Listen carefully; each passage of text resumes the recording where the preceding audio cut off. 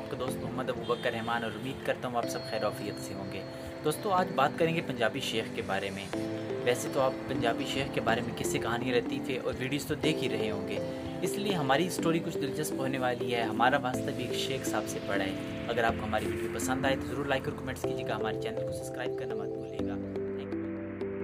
دوستو سب سے پہلے آپ کو پنجابی شیخ کے بارے میں شارٹ سی ہسٹری بتا دوں۔ جنوبی ایشیا میں شیخ کی ایک ممتاز شاخ ہے۔ جنوبی ایشیا میں اسلام کی آمد کے بعد ہندوستانی اعلیٰ ذاتوں نے اسلام قبول کیا، ان میں بہت سی خاندان اور قبیلوں نے شیخ کا لقب اپنایا۔ شیخ ایک عربی زبان کا لفظ ہے جس کے معنی قبیلہ کے بزرگ، معزز اور قابل احترام بوڑھے آدمی یا عالم کے ہوتے ہیں۔ جنوبی ایشیا میں یہ لفظ ایک نسلی لقب کے طور پر استعمال ہوتا ہے جسے عموماً مسلم تجارت پیشہ خاندان استعمال کرتے ہیں۔ دوستوں شیخوں کی کل آبادی دنیا میں 10 ملین ہے۔ ان کی سب سے زیادہ آبادی والے علاقے بھارت، پاکستان، یورپ، ریاست ہائے متحدہ، کینیڈا، آسٹریلیا، سعودی عرب اور برطانیہ ہیں۔ دوستو پنجابی شیخ صرف 3 طرح کی زبان استعمال کرتے ہیں: پنجابی، انگریزی، اردو۔ دوستو دنیا میں جتنے بھی شیخ موجود ہیں تمام کا تعلق مذہبی اسلام سے ہے۔ اسی طرح ان کی نسلوں کے بہت سے گروہ ہیں: اسماعیلی شیخ، خواجہ شیخ، قانون گو شیخ، صدیقی اور قریشی شیخ، کشمیری شیخ وغیرہ۔ دوستو یہ تھا شیخ کا چھوٹا سا انٹروڈکشن، اور ابھی ہم اپنی سٹوری کی طرف واپس آتے ہیں۔ امید کرتا ہوں آپ کو ضرور پسند آئے گی۔ ہمارے شیخ دوست ہمارے ساتھ دفتر میں کام کرتے ہیں۔ ایک دن انہوں نے نہ جانے کس خوشی میں ہم سے بریانی کھلانے کا وعدہ کیا۔ چونکہ شیخ صاحب کی یہ آفر ہم ریجیکٹ تو کر نہیں سکتے تھے، ہم نے فوراً حامی بھر لی، کیونکہ شیخ صاحب نے پہلی دفعہ بریانی کھلانے کا وعدہ کیا تھا، اور وہ بھی شیخ صاحب کے ذاتی خرچے پر۔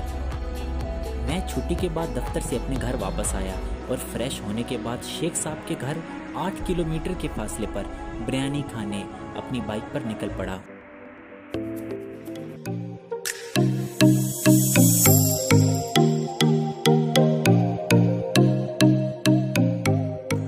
اور راستے میں ایک ساتھی کو گھر سے پک کیا، اور چونکہ ہمیں شیخ صاحب کے گھر کا پتہ معلوم نہ تھا اس لیے راستے میں ہی شیخ صاحب کو فون کر کے گھر کا پتہ معلوم کیا۔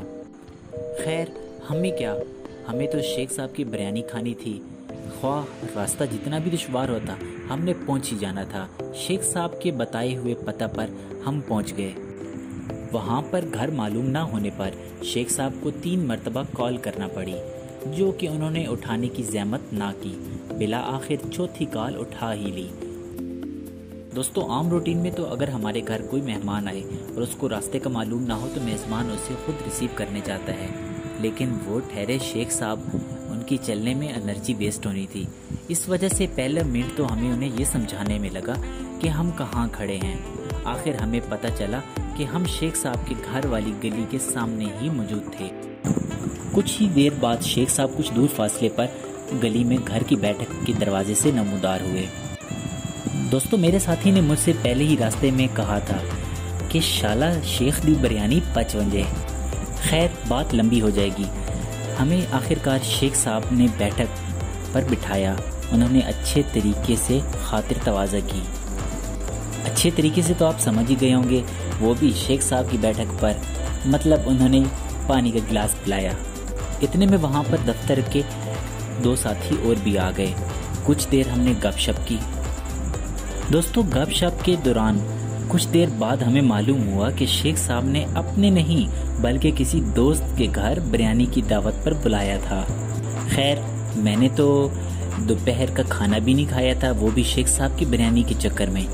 دوستو جو ان سے لاسٹ پر 2 دوست آئے تھے ان میں سے ایک دوست نے اپنی بیوی کو میکے لے کر جانا تھا۔ خیر ہم گپ شپ کرتے رہے، بریانی کا انتظار بھی کرتے رہے۔ آخرکار 1 گھنٹہ گزر جانے کے بعد وہی ساتھی بولے جنہوں نے اپنی بیوی کو میکے لے کر جانا تھا، وہ بولے میں نے آپ کی بھابھی کو میکے لے کر جانا ہے، شیخ صاحب اگر کچھ جلدی ہو سکے تو مہربانی کیجیے گا۔ آخرکار ان کی بات سن کر شیخ صاحب نے کچھ تسلی دی۔ ان کی تسلی دیتے دیتے ہمیں 1 گھنٹہ اور گزر گیا۔ اتنے میں باہر کا موسم خراب ہونے لگا اور آندھی کے ساتھ ساتھ بارش کا موسم بھی ہو گیا۔ 2 گھنٹے کے انتظار کے بعد آخرکار شیخ صاحب کے دوست نمودار ہوئے۔ وہ دوست جو اندر بریانی پکا رہے تھے۔ انہوں نے بہت ہی مہذب طریقے سے سب کا سلام لیا اور پھر ایک حیرت انگیز سوال پوچھا، کبھی دریا کے کنارے آپ لوگوں نے بریانی کھائی ہے؟ ہم بولے نہیں۔ شیخ صاحب کے دوست بولے آج آپ دریا کے کنارے بریانی کھائیں گے۔ میں تو سمجھا شاید اب ہمیں دریا کے کنارے جانا پڑے گا، کیونکہ دوستو جہاں ہم موجود تھے وہاں سے 4 کلومیٹر کے فاصلے پر دریا جہلم گزر رہا ہے۔ لیکن خیر مجھے اس بات کی تو کوئی سمجھ نہیں آئی، لیکن اتنے زیادہ انتظار کے بعد شیخ صاحب کے دوست نے سلاد لا کر سامنے رکھ دیا، جیسا کہ آج کل تمام ہوٹلز میں ٹرینڈ چل رہا ہے۔ ہم دوستوں کو بھوک تو بہت زیادہ لگ رہی تھی، اس وجہ سے کسی اور چیز کا انتظار کیے بغیر تمام لوگوں نے سلاد کھانا سٹارٹ کر دیا۔ خیر یہ تو آج کل ہر جگہ کا ٹرینڈ ہے، جس ہوٹل ریسٹورنٹ میں آپ جائیں وہاں پر سلاد لا کر جب رکھا جاتا ہے، کھانا لانے سے پہلے ہی سلاد غائب ہو جاتا ہے۔ وہ کہاں جاتا ہے؟ مطلب ہمارے پیٹ میں۔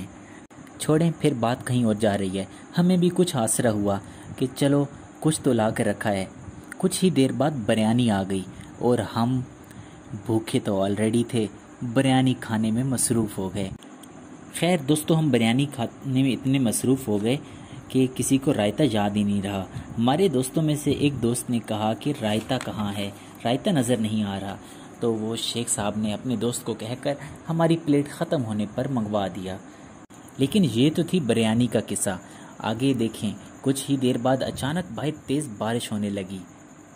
عام روٹین میں بھی آپ کسی مہمان کے گھر جائیں تو اس کے گھر کے گیٹ کے باہر یا بیٹھک کے باہر جہاں پر بھی آپ رکیں گے وہاں پر اپنا بائک سائڈ پر کھڑا کر دیں گے، اور اسی طرح ہم نے بھی کیا۔